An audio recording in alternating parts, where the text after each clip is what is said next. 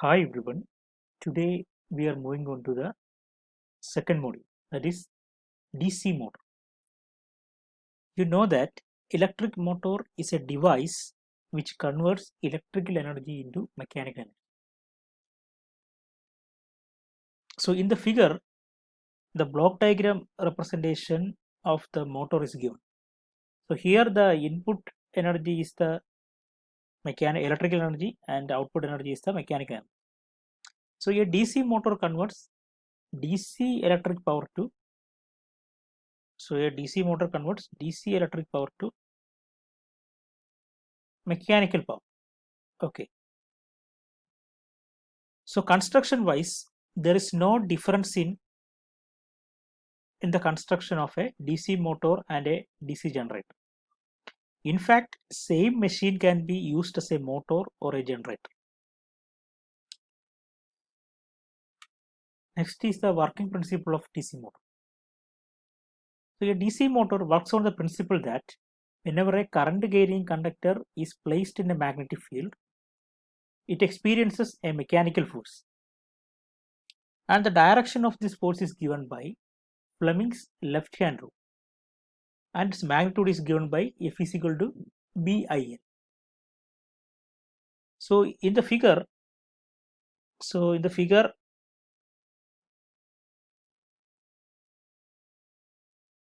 so this is the conductor having a length.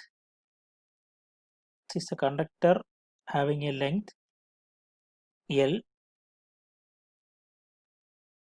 is connected to an external source. There is external DC source. Now the current I will be flowing through the conductor. So this is the conductor of length L, and now the current I is flowing through the conductor.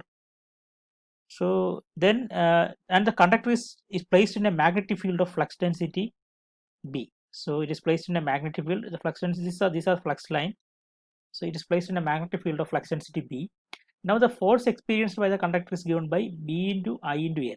Here B is the magnetic flux density, I is the current, and L is the length of the conductor. So the direction of the force is given by Fleming's left hand. Now back EMF. So when the armature of a DC motor rotates in the magnetic field, the armature conductor cuts the magnetic field and EMF is induced in it according to Faraday's law of electromagnetic induction. This is similar in the case of a DC generator.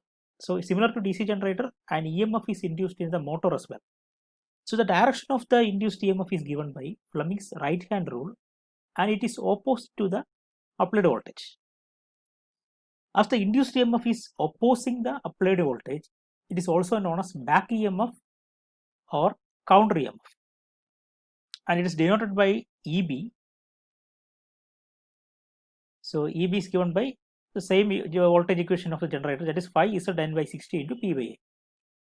So consider the equivalent circuit of a DC motor. So where EB is the back EMF, R is the armature resistance. So RA is nothing but armature resistance. When it is connected to an voltage, external voltage, the current IA will flow through the armature. So IA is nothing but armature current. IA is the armature current. So clearly, if you apply the Kirchhoff's voltage law here, you will get V is equal to, so EB plus, when current flows through the armature resistance, the voltage drop will be IARA.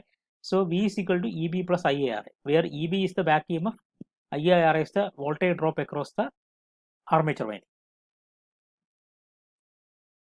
So next is the voltage, power, and efficiency of a motor. So this figure shows the equivalent circuit of a shunt generator. If we apply Kirchhoff's voltage law here, you can write it as EB, V is equal to EB plus IARA. This is the voltage equation of the generator. This is the voltage equation of the generator.